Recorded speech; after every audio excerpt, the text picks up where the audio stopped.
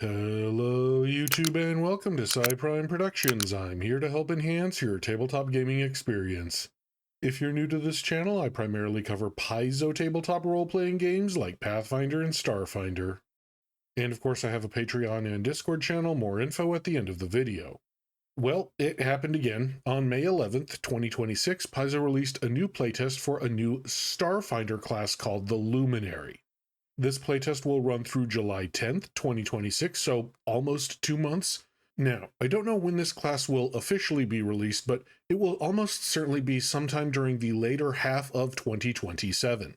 Now, recently we just went over how playtest classes work with the Risk and Rewards playtest over in Pathfinder, but just to go over it, Paizo will usually release playtest versions of new classes they plan on making in order to get feedback from the public on how to make the classes work. They tend to release 1 to 2 new classes a year for both Pathfinder and Starfinder. Last year for Starfinder, they did the playtest for Technomancer and Mechanic. I actually did a playtest live stream of that. Go check it out. It's on Swing Ripper's channel. But this is evidently going to be the next Starfinder playtest. Moving on, I have not had a chance to playtest this class. I'm just going to use my experience with the Pathfinder and Starfinder systems to guesstimate how it would work and where the weak points are. Lastly, I won't be able to cover every feat, class feature, and ability, or we'd be here all day, so this is just a summary to get you hyped. Go read the playtest if you're interested, link in the description below. Alright, let's get into it. The Luminary. The class fantasy for the Luminary is that they are some sort of celebrity or other performer who can use their talents to literally draw the spotlight onto themselves or others. These are theater kids, performative sports players, or fashionistas. These people know how to push people's buttons in order to make their allies perform better or their enemies perform worse. Now, technically speaking, this is a near martial class. That is to say, they eventually get up to master proficiency in weapons and light and medium armor, but their key ability score is charisma, and they can't use that to hit with, so they'll be a bit less accurate than, say, a Solarian. They start with expert proficiency in reflex and will saves, no surprise there. They only get 8 HP per level, but get a lot of skills. Performance, a free skill from their subclass, and 5 more skills of your choice, plus any more for high intelligence. Now, I said that luminaries are technically near martials, and I said technically because they lean heavily into occult spellcasting without actually having spell slots. Let me explain. Luminaries lean heavily into having occult focus spells called stagecraft spells. I'll talk about this later, but just know that they can get a few solid focus spells, and it seems to be more of an emphasis for them than, say, a champion or ranger or monk. Now, luminaries have 4 primary gimmicks, but 3 of them are all kind of interdependent on each other, so let's talk about the odd one out first. All luminaries evidently carry a hologram projector on them that lets them make a single holographic object that is as big as a 5-foot cube. This is a, quote, hard light construct, unquote, meaning that you can touch it, kinda, sorta. Now, the object isn't convincing, and if you interact with it, it goes away, but each subclass will get there, can buff this ability in some way. Next up, we have roles. Essentially, a luminary can assign roles to people that they can see using an action. Also, at the start of the day during daily preparations, a luminary can assign a role to themselves and up to 10 of their friends with them, so they don't need to waste an action in combat giving all of their allies roles. Now, roles don't do anything until the spotlight is on a person, and this is the really interesting thing about luminaries. So the spotlight is sort of like a battlefield condition. It isn't a literal spotlight, or I guess it can be if you want it to be, but the main thing is that it focuses all the attention onto one person. A luminary can set up a spotlight as an action, or for free at the start of combat, and it follows around a person as long as they have a role. The luminary can move a spotlight as a free action if the spotlighted person uses an action to do something to someone else, or if someone else gets targeted with an action by the person with a spotlight.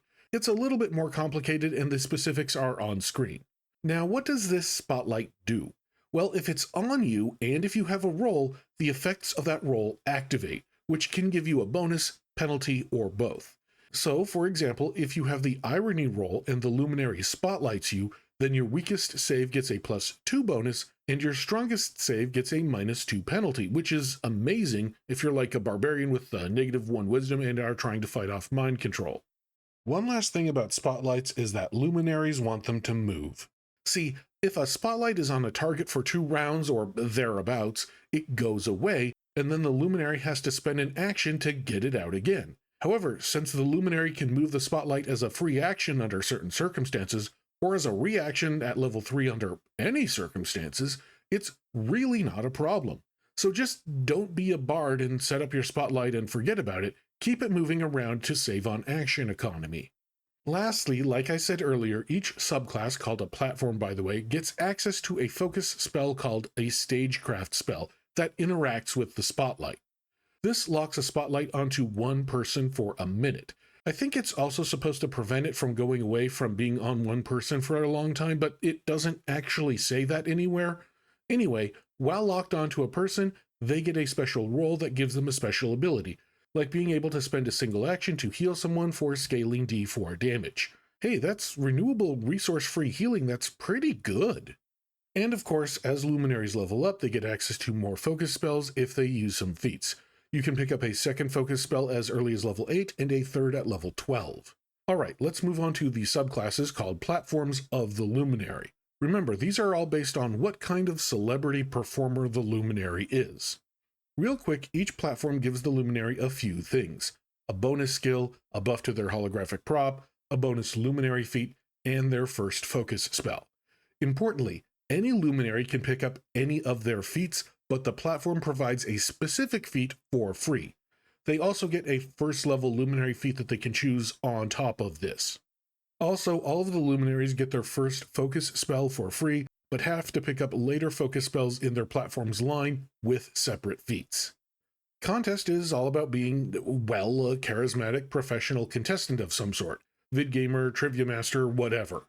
I think of the Street Fighter gamer Ryuji Hayashi, otherwise known as Heiao, when I hear this. Contestant luminaries get the society skill for free, and people can carry around their holographic prop without destroying it. They get the Dark Sarcasm feat for free. Dark Sarcasm lets them recall knowledge on any creature, though they have to jump through a few hoops to be able to do it.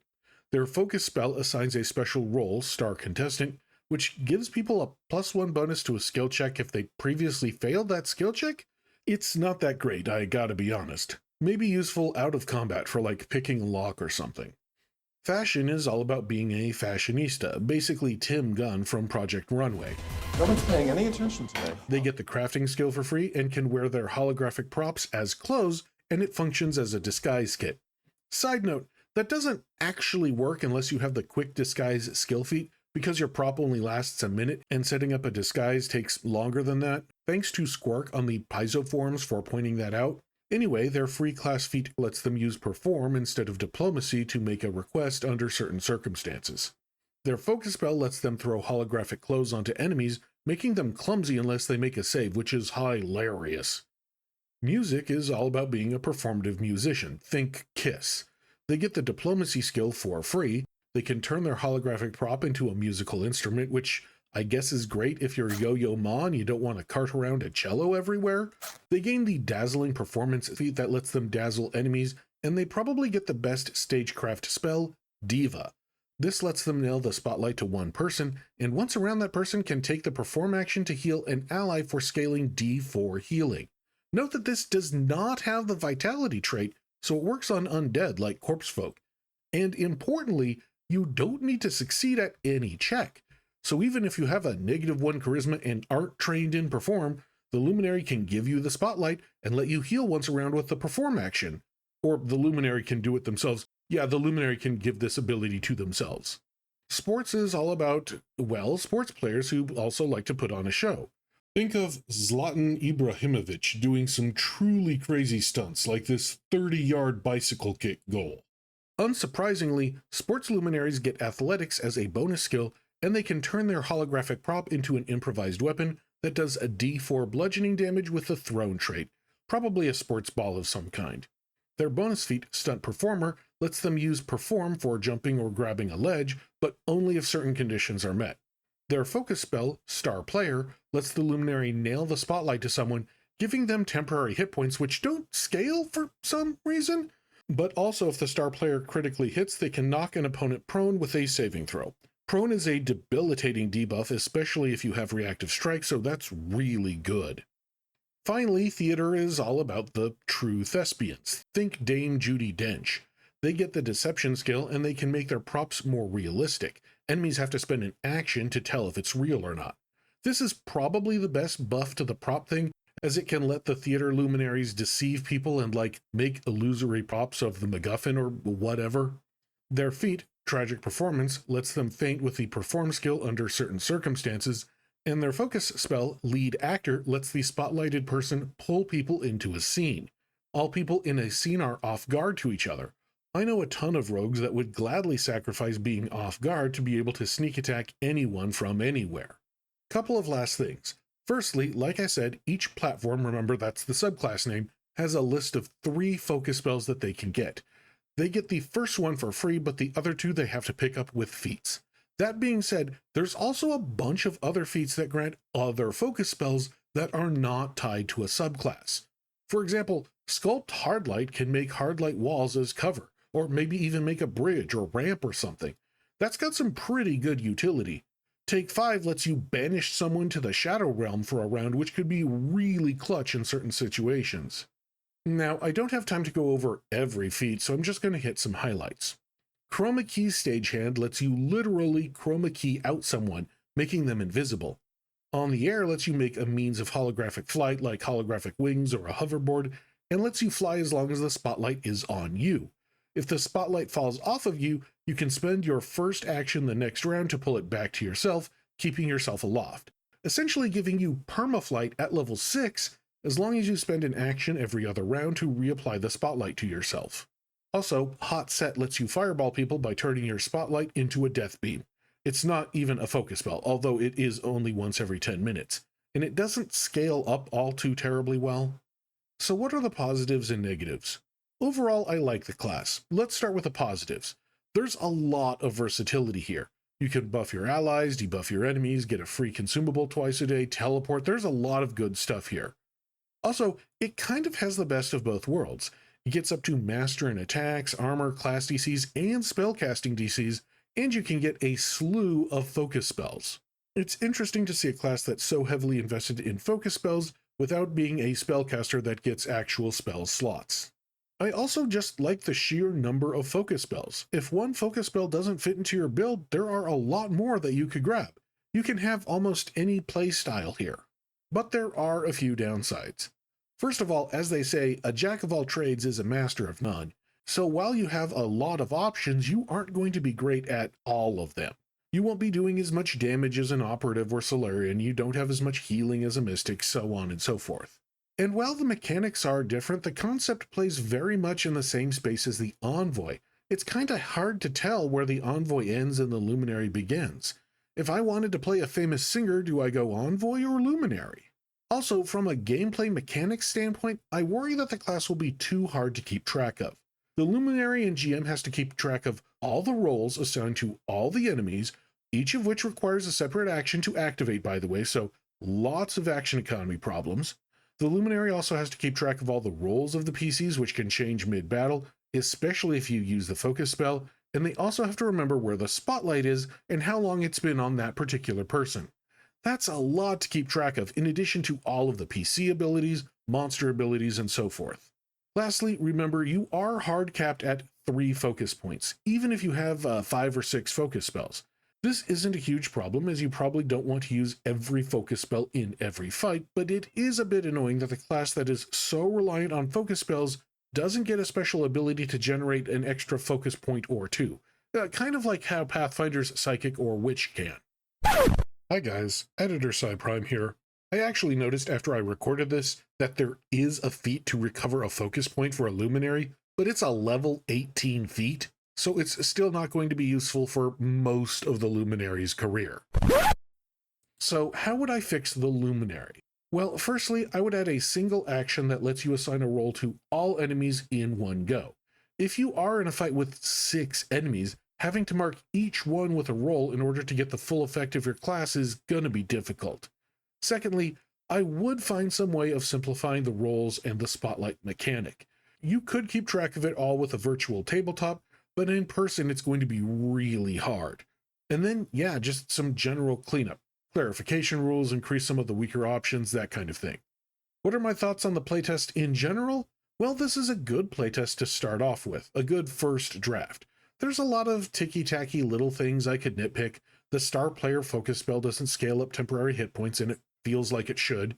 There is no explicit rule that says that the spotlight doesn't disappear if you use it on one of your spotlight focus spells, even though it locks the spotlight onto one person.